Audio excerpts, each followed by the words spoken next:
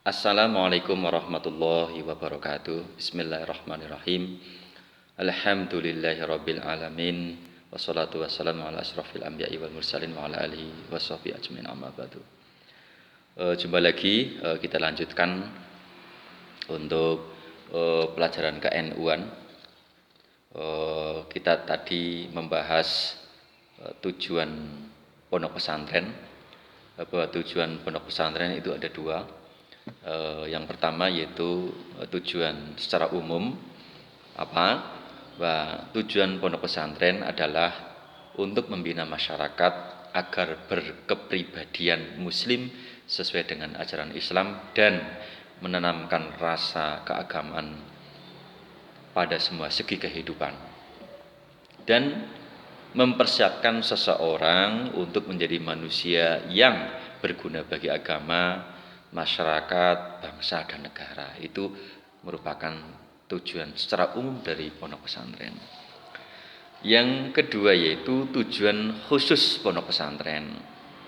Jadi mendidik santri untuk menjadi seorang muslim yang bertakwa kepada Allah, berakhlak mulia, memiliki kecerdasan, keterampilan, dan sehat lahir batin sebagai warga negara yang berdasarkan Pancasila. Nah, inilah. Yang kedua, mendidik santri agar menjadi kader-kader ulama dan mubaligh yang berjiwa ikhlas, tabah, tangguh, wira swasta, dan mengamalkan syariat Islam secara utuh dan dinamis.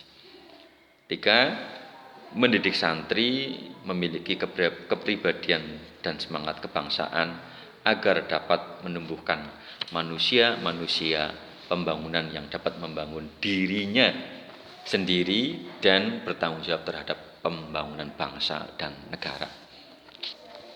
Jadi seorang santri harus memiliki tanggung jawab terhadap pembangunan dirinya sendiri dan juga terhadap negara dan bangsa.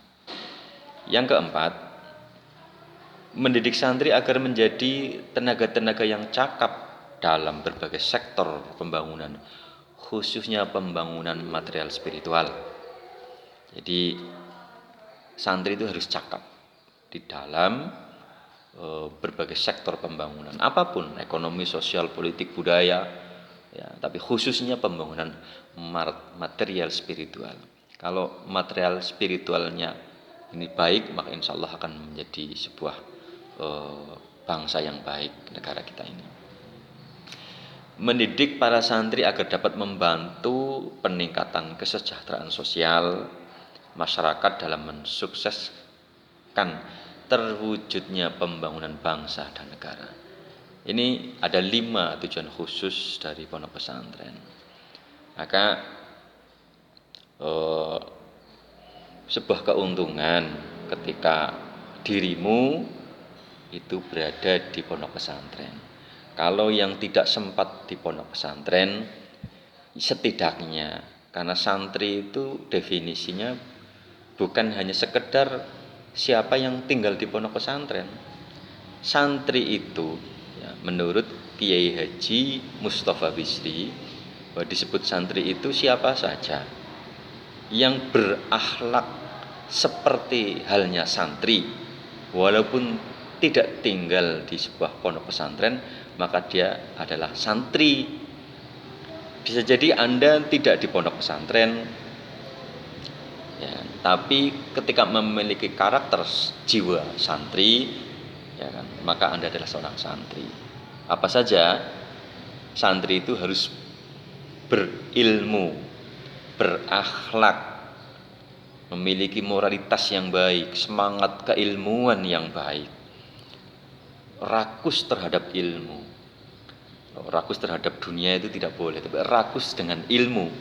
Ini yang harus bisa meningkatkan pembangunan manusia. Jadi santri adalah dia harus berilmu, bukan hanya sekedar berilmu, tapi berakhlak. Antara ilmu dengan akhlak itu harus saling berkaitan, tidak boleh dipisahkan. Jadi inilah. Jadi kalau Anda belum bisa di pondok pesantren, maka berakhlaklah seperti santri. Pelajari buku-buku, beli buku, baca website, tentang bagaimana sih karakter-karakter santri. Bergurulah dengan para kiai, kiai yang ada di musola, di masjid, di mana saja. Itu berakhlaklah seperti santri. Jadi ini apalagi kalau Anda berada di pesantren, itu lebih baik. Carilah pesantren yang dekat dari rumah kamu. Itu bisa jadi sebagai alternatif ketika Anda belum berkesempatan berada di pondok pesantren secara sesungguhnya. Jadi saya lanjutkan unsur-unsur pendidikan di pondok pesantren, bahwa 5 elemen pendidikan pondok pesantren setidaknya ada beberapa di bawah ini. Pertama adalah bahwa pondok pesantren itu adanya kiai sebagai figur sentral. Tidak mungkin sebuah pondok tidak memiliki kiai, harus ada kiainya. Ya kan? Karena apa? Ini figur tauladan. Yang kedua, adanya masjid atau musola sebagai tempat beribadah. Yang ketiga, adanya santri. Ya. Tidak bisa ada tulisan pondok pesantren di pinggir jalan, ada gedungnya, tapi kalau tidak ada santrinya, ya bukan pondok pesantren. Jadi mereka sebagai peserta didik untuk menuntut ilmu pengetahuan agama kepada kiainya, dan mereka tinggal berdekatan dengan rumah kiai. Berikutnya yang keempat, adanya asrama. Ada asrama di situ sebagai tempat untuk melepaskan rasa lelah atau istirahat dari rutinitas kegiatan yang ada di pondok pesantren. Jadi asrama itu ada tempat untuk beristirahat. Dan yang kelima yaitu adanya kitab kuning. Jadi definisi ini adanya pondok pesantren ada kitab kuning atau kitab klasik yang menjadi sumber pembelajaran para santri. Dan ini juga beberapa yang lalu sudah disahkan menjadi sebuah undang-undang pondok pesantren, bahwa disebut pondok pesantren adalah ketika di dalamnya ada proses kegiatan belajar mengajar yang berbasiskan dari kitab kuning. Jadi kalau tidak ada kitab kuningnya, maka bukan termasuk pondok pesantren. Dan ini sudah tertuang di dalam undang-undang tentang pesantren. Jadi setidaknya itu. Jadi adanya kiai, adanya masjid atau musola, tempat ibadah, adanya santri, adanya asrama, adanya kitab kuning. Inilah pondok pesantren. Jadi sangat beruntunglah ketika Anda berkesempatan untuk tinggal di sebuah pondok pesantren, menuntut ilmu di pondok pesantren. Kalau Anda belum sempat berada di pondok pesantren, setidaknya ya anakmu, saudaramu, adikmu, atau dirimu menjadi seorang santri dengan kriteria yang berakhlak, bersikap, berjiwa sebagaimana santri.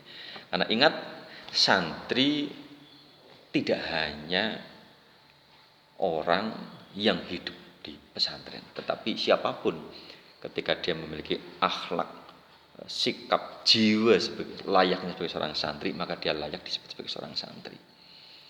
Karakter santri apa? Berilmu, beriman, bertakwa. Jadi berakhlak, tawadhu, orang yang pencari ilmu agama, ilmu yang dibutuhkan oleh masyarakat, oleh dirinya untuk mengembangkan diri. Jadi santri itu harus cinta dengan ilmu. Yang keduanya berakhlakul karimah, tawadhu, sabar, tidak gampang mengeluh, tidak mudah berkeluh kesah. Ini santri itu. Jadi menjadi santri bukan hanya di pondok pesantren. Itu tujuan tentang pondok pesantren dan juga unsur-unsur pendidikan di pondok pesantren. Saya kira sementara ini mudah-mudahan bermanfaat. Nanti kita lanjutkan pada sesi berikutnya. Terima kasih. Alhamdulillahirabbil alamin. Wallahu muwaffiq ila aqwamit thoriq. Wassalamualaikum warahmatullahi wabarakatuh.